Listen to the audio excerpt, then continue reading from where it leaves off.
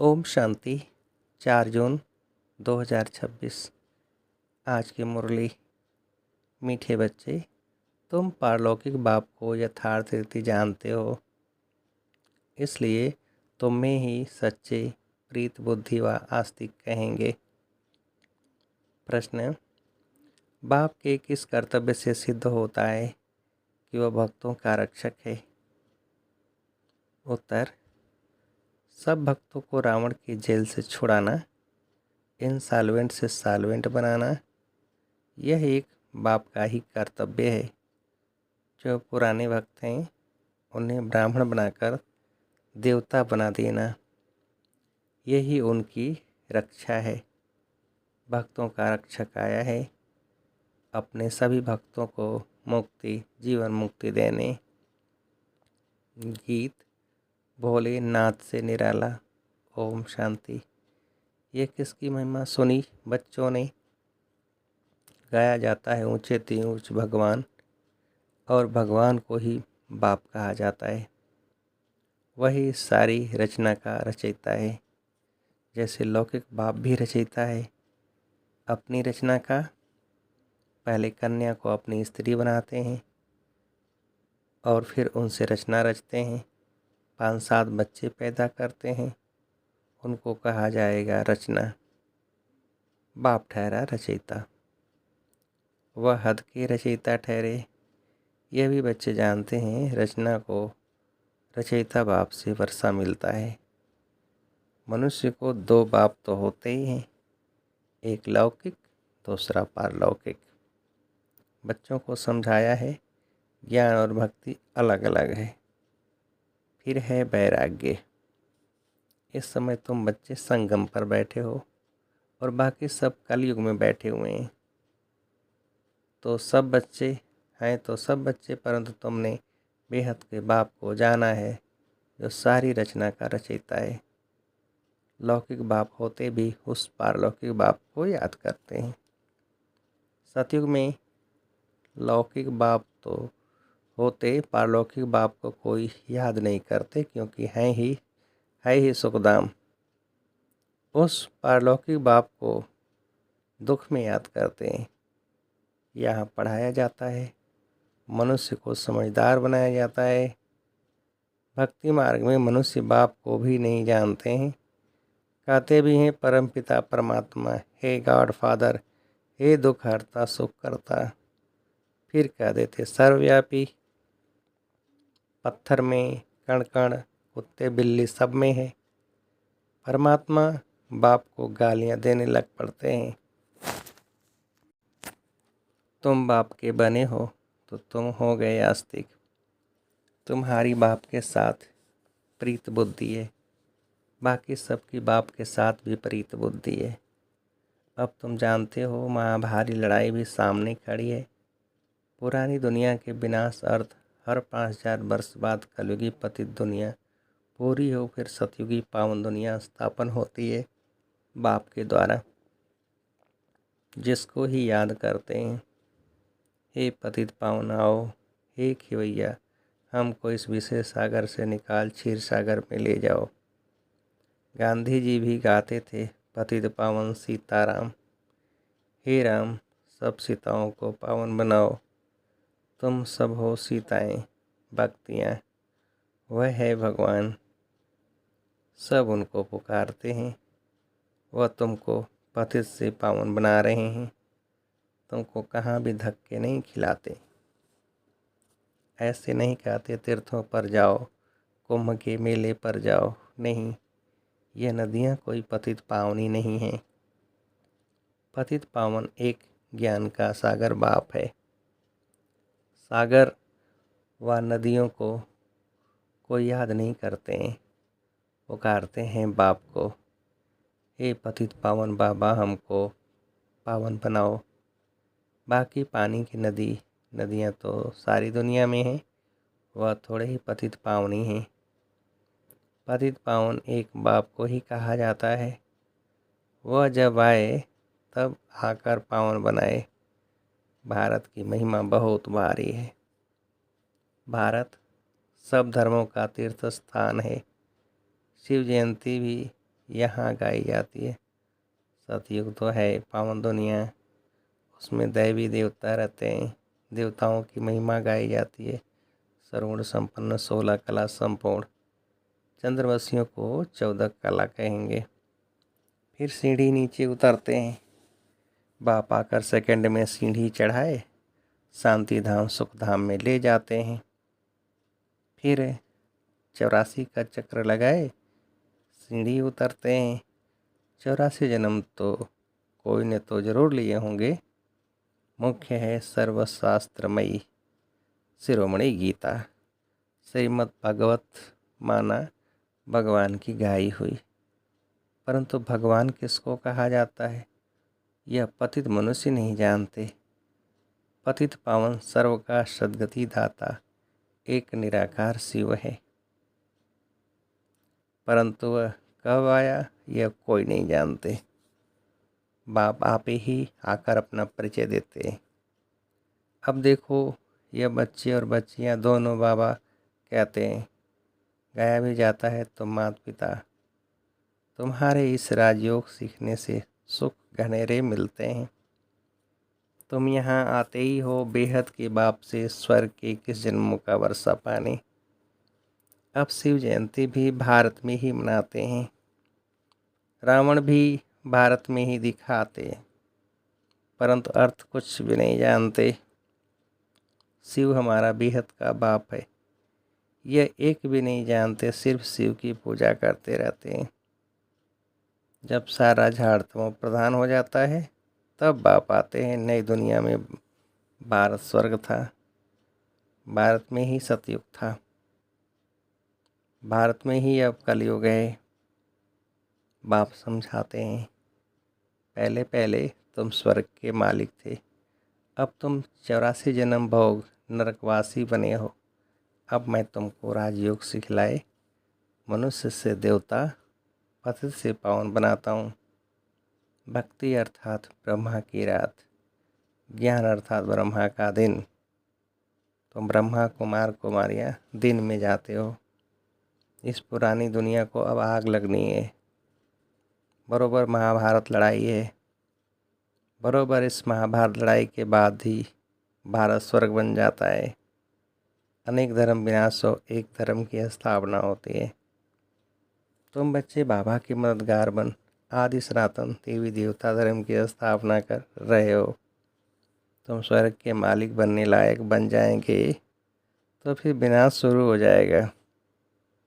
यह है शिव बाबा का ज्ञान यज्ञ। फिर शिव कहो और रुद्र कहो, कृष्ण ज्ञान यज्ञ कभी नहीं कहा जाता। सतयुग त्रेता में यज्ञ होता नहीं। यज्ञ तब रचा जाता है जब उपद्रव होता है, अनाज नहीं होगा, वहाँ लड़ाई लगेगी तो यज्ञ रचेंगे शांति के लिए। तुम बच्चे जानते हो विनाश होने बिगर तो भारत स्वर्ग बन न सके। भारत माता शिव शक्ति सेना गाई हुई है, वंदना पवित्र की जाती है।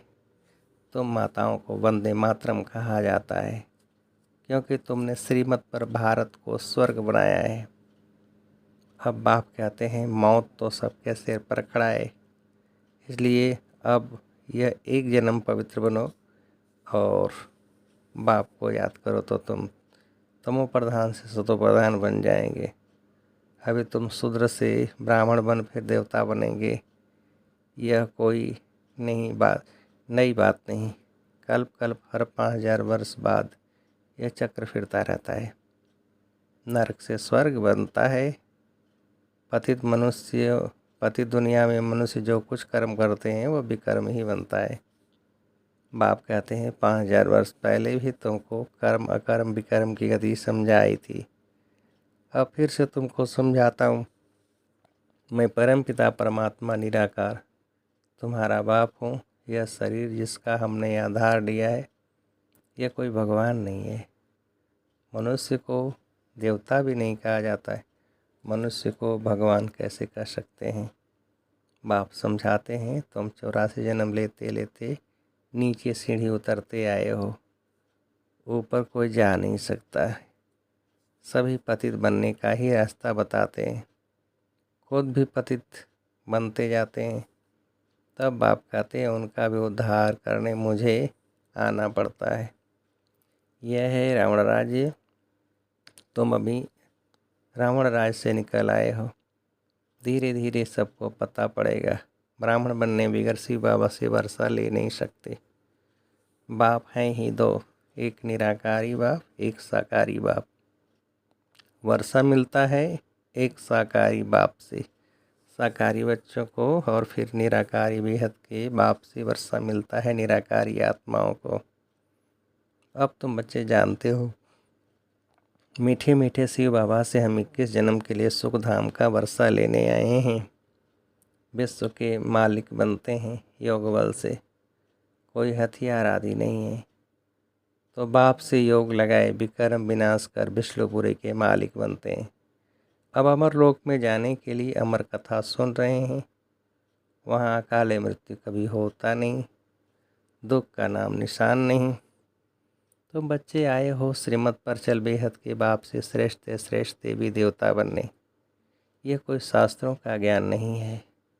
दिखाते हैं विष्णु की नाभि से ब्रह्मा निकला, उनके हाथ में फिर शास्त्र देते हैं। बाप कहते हैं ब्रह्मा द्वारा मैं तुमको सारी रचना के आदि मध्यंत का ज्ञान सुना रहा हूँ। मैं ही ज्ञान का सागर हूँ। गाते भी हैं, ज्ञान सूर्य प्रगटा, अज्ञान अंधेर विनाश। सतयुग में अज्ञान होता नहीं। वह सचखंड था तो भारत हीरे जैसा था। हीरे जवाहरों के महल बनते थे। अभी तो मनुष्यों को पूरा खाने के लिए भी नहीं है। इंसॉल्वेंट विश्व को फिर सॉल्वेंट कौन बनाए? यह बाप का ही काम है। बाप को ही तरस पड़ता है। कहते हैं तुमको राजयोग सिखाने आया हूँ। नर को नारायण, नारी को लक्ष्मी बनाता हूँ। भक्तों का रक्षक है ही बाप। तुमको रावण की जेल से छुड़ाए सुखधाम में ले जाता हूँ। सारी दुनिया में जो ब्राह्मण बनेंगे वही देवता बनेंगे। ब्रह्मा का नाम भी बाला है, प्रजापिता ब्रह्मा। तुम ब्राह्मण हो सबसे उत्तम। तुम भारत की सच्ची रूहानी सेवा कर रहे हो। बाप की याद से ही विक्रम विनाश होंगे और कोई रास्ता नहीं है पतित से पावन बनने का। याद से ही खाद भस्म होगी। सोनार लोग जानते हैं सच्चा सोना झूठा सोना कैसे बनता है। उसमें चांदी, तांबा, लोहा डालते हैं। तुम भी पहले सतो प्रधान थे, फिर तुम्हारे में खाद पड़ती है। तुम प्रधान बन पड़े हो, अभी फिर सतो प्रधान बनना पड़े, तब सतयुग में जा सकेंगे। बाप कहते हैं कोई भी देहधारी को याद नहीं करो। गृहस्थ व्यवहार में रहते एक बाप के सिवाय और कोई को याद नहीं करो, तो तुम स्वर्गपुरी के मालिक बन जाएंगे। स्वर्ग अथवा विष्णुपुरी थी, अब रावणपुरी है, फिर विष्णुपुरी बनेगी जरूर। साधु संत आदि सबका उद्धार करने आता हूँ। तभी कहा जाता है यदा यदा हि धर्मस्य। यह भारत की ही बात है। सर्व का सद्गति दाता मैं एक बाप शिव हूँ। शिव रुद्र सब उनके ही नाम हैं। शिव अथाह नाम रख दिए हैं। बाप कहते हैं मेरा असली नाम तो एक ही है, शिव। मैं शिव हूँ। तुम शालिग्राम बच्चे हो। तुम आधा कल्प देह अभिमानी रहे हो, अब देही अभिमानी बनो। एक बाप को जानने से बाप द्वारा तुम सब कुछ जान जाते हो। मास्टर ज्ञान सागर बन जाते हो। अच्छा, मीठे मीठे सिकल थे बच्चों प्रति माता पिता बाप दादा का याद प्यार और गुड मॉर्निंग। रूहानी बाप की रूहानी बच्चों को नमस्ते। हम रूहानी बच्चों की रूहानी बाप को नमस्ते। धारणा के लिए मुख्य सार। पहली पॉइंट, श्रीमत पर चलकर श्रेष्ठ से श्रेष्ठ देवता बनना है। सारे विश्व की सच्ची सच्ची रूहानी सेवा करनी है। आदि सनातन देवी देवता धर्म की स्थापना में बाप का पूरा पूरा मददगार बनना है। दूसरी पॉइंट, आत्मा को सच्चा सोना बनाने के लिए एक बाप के सिवाय किसी भी देहधारी को याद नहीं करना है।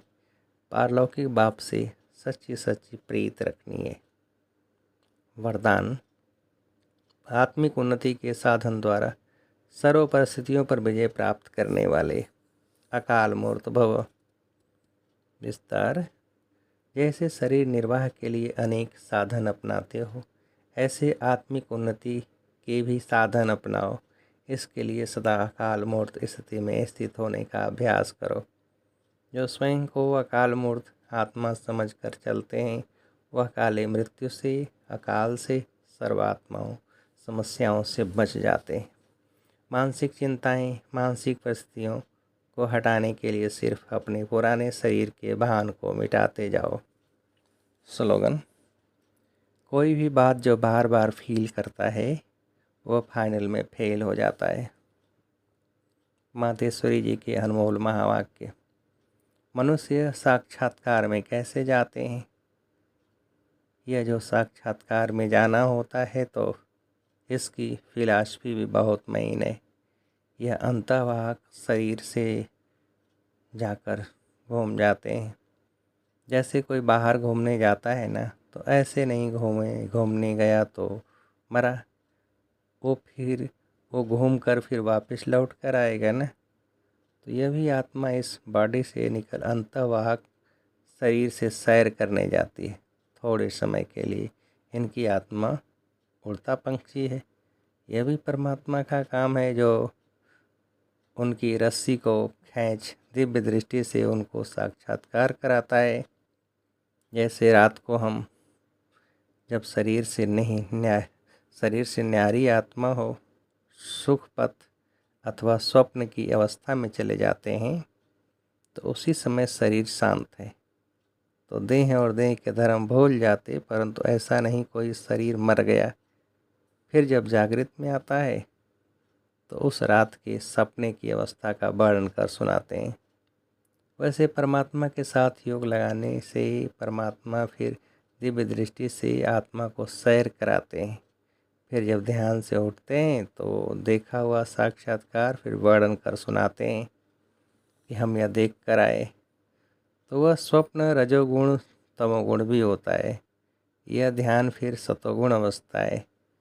तो ध्यान में कोई शरीर मरता नहीं है, मगर शरीर की भाषना गुम हो जाती है। जैसे क्लोरोफार्म देने से शरीर के सुध बुध भूल जाती है। देखो, डॉक्टर जब कोई अंग को डेड करते हैं, तो इंजेक्शन लगाकर डेड कर देते हैं, परंतु और इंद्रियां तो चलती हैं। तो ध्यान भी इसी तरह से है। आत्मा कोई उड़कर सैर कर आती है, पर शरीर मर नहीं जाता। अब यह रस्सी खींचने की स्मृति भी परमात्मा में है, न कि मनुष्य आत्मा में। अच्छा, ओम शांति।